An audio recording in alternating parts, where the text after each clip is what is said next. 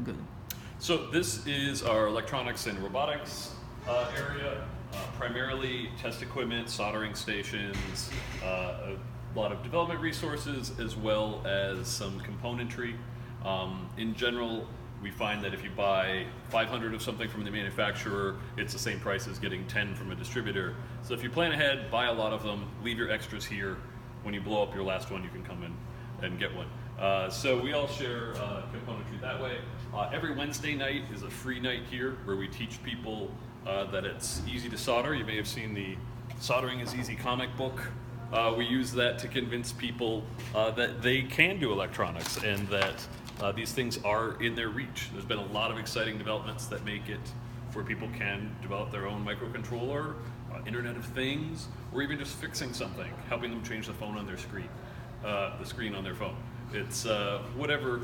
There are a lot of people here that are really excited to share these skills and bring people into that world and see what they'll create.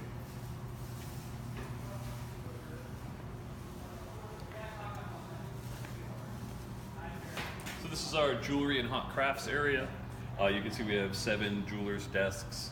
This is kind of nice because a jeweler's desk is something you could fit in most people's homes, and you could do this and not need to come into a place like this, but we still have a lot of jewelers that work out of the space in part to have something separate from their home, but also for the community. They're exchanging techniques, sharing some of the more exotic tools, as well as having a common workspace.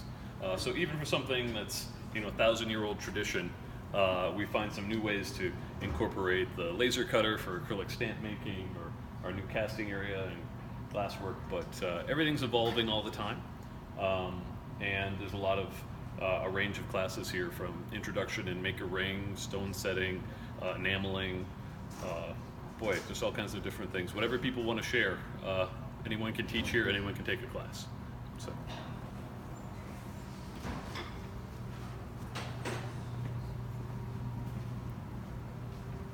This is our local chopper gang, Skull. They've been going out for 21 years now, just over.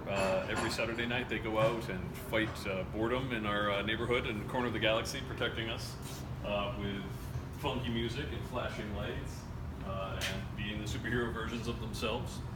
It's also where we have our bike shop. So members can come in here, make use of a lot of shared tools to keep their bike up to speed.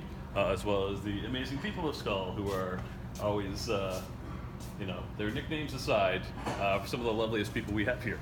They're actually led by Skunk, who's our TIG welding instructor and finds a lot of personality in leftover pieces of things. And you don't see a lot of folks who, we get comments that his TIG welding class was life-changing. I don't know how he does that, but it's really an experience that he guides you through.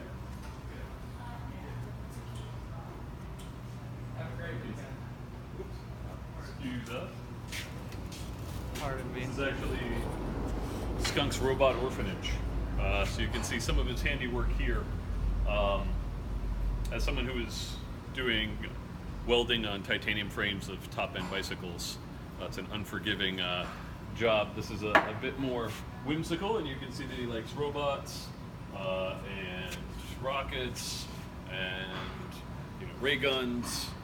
Shoot a happiness beam, he assures me. But as well as his new kind of missing link creatures that are just kind of fun ways. So this is both his display, and we make a lot of good use of space here. So it's also his work area. Here's his rolling welding cart.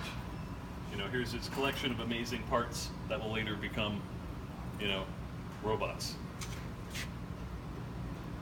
Anyway, they're a lot of fun.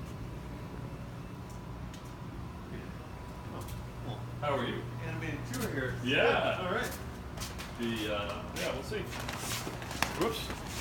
Welcome. So the wood shop here is our largest shop, in part because wood projects are large, and in part because that's the area we get the most people come in with some experience, having done some training in school with woodworking or having some familiarity with it. Really, there's nothing here that's too unique and wasn't the same tool 200 years ago attached to a water wheel, but these have dust collection and laser pointers. Other than that, it's the same good old stuff. All the same risks and dangers, and you have a lot of respect for the tools to be safe, but we believe that anybody can learn and be able to make things. This is a bit more esoteric. Here, what we call CNC Alley, we have the Multicam, which is a heavy industrial CNC machine that will do wood, plastic, aluminum, what have you. Next down, we have a ShopBot, which is a bit more accessible and easier for people to learn and manage themselves.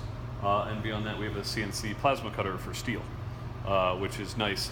Gives you a good head start, save you a lot of grinding if you need a circle. Our welding shop is here. We have 5 welding bays so that we can have people able to weld even while we have classes going on. But we teach TIG welding, MIG welding, oxyacetylene, torch, spot welding. The classes can be either in a specific technology, like learn TIG welding, or in an area like sculptural metalworking, or make a stool. Our most popular one is probably metalwork intensive. We learn a little bit of cutting, grinding, and welding. Typically, people will work to build our furniture. So as you look around at our carts and our shelves, they may look like they were made by somebody welding for the first time. That's because you can only grind away so many mistakes, and they were made by somebody the first time. If we don't have anything to work on, they'll cut these apart and put them back together. But it keeps people with a relevant, meaningful project to work on, but they don't have to buy a bunch of steel or end up with something they don't really want at the end of a class.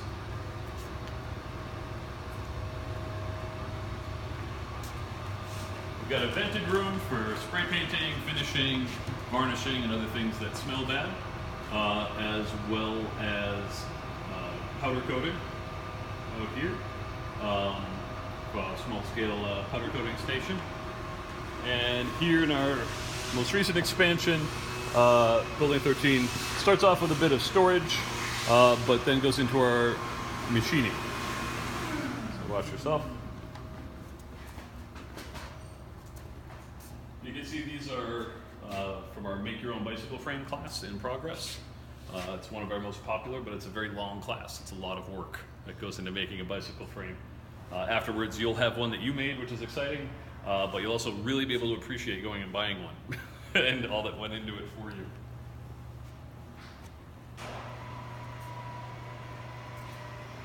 It's kind of fun. The tools here are, again, very traditional tools for the most part. Some will have computer readouts and whatnot now, but we get a lot of older used tools. This arbor press back here is 125 years old, which is kind of exciting. It still will do its job. It was made locally. It's had who knows how many factories and shops it's been in over the last century and a quarter, but we can still find a useful home for it here. Other things, these CNC lathes just came from a school that upgraded. We try and take advantage of the opportunities we have to work with the tools that are available to us to teach a wide range of things.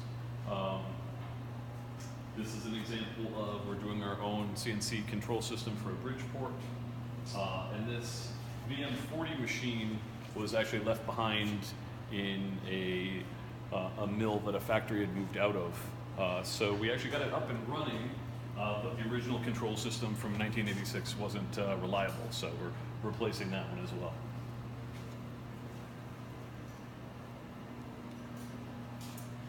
Here in digital fabrication, we have a variety of 3D printers, laser cutter. This is based on the Silosaur open source laser cutter project. We built that. We have a vinyl cutter, a more traditional kind of, as they call it, cheap Chinese laser, and there's an epilogue laser that was in here as well. The 3D printers range from a RepRap made in a Fab Lab in France that they were kind enough to share with us, as well as some flash forges and a U-print that's currently under repair. But that's one of the challenges. You know, having a tool is one thing, maintaining a tool is another. Those are a different set of skills. We get a lot of people come in, oh, I know how to use this machine. I've been doing it for years, I'm an expert. And they take our checkout and they may not pass our test because they've never had to change the belts themselves, monitor the fluid levels, do all these sort of maintenance tasks, because we don't just train you how to use a tool, we train you how to own a tool and be responsible for its use across the board. So this is one of our just kind of shared workspaces. During the day, people will be working in here. Tuesday nights, you'll see that platform is out, and we have figure drawing, so the models will be there. We find it's good to have them in a room with walls to separate them from the machine operators. But as well as sewing classes, mold making, neon glass class took place in here. And it's all about flexibility. So for us, it's just being able to have this space and make use of it for what we need when we need. So you can see pretty much everything's on wheels and everything moves around as we have different requirements. So I think that's probably a good pausing point.